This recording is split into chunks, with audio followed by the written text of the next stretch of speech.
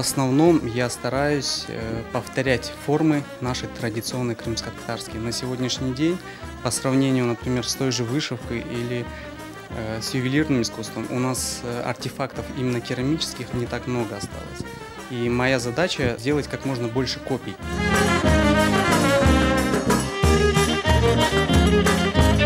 Этот сосуд – это копия сосуда середины 19-го, начала 20 века. Вот, у него характерной особенностью является то, что у него широкое горлышко. Оно необходимо для того, чтобы можно было удобно помыть сосуд. Вот, рука должна свободно проникать в него.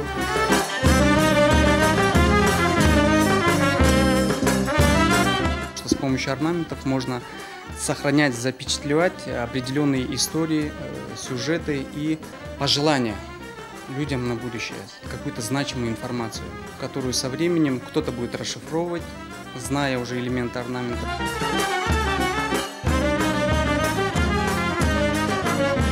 По звону можно было определить, насколько качественно прошел обжиг изделия. То есть, если звон есть, значит обжиг прошел на достаточно высокой температуре, необходимо для того, чтобы черепок он стал камнеподобным.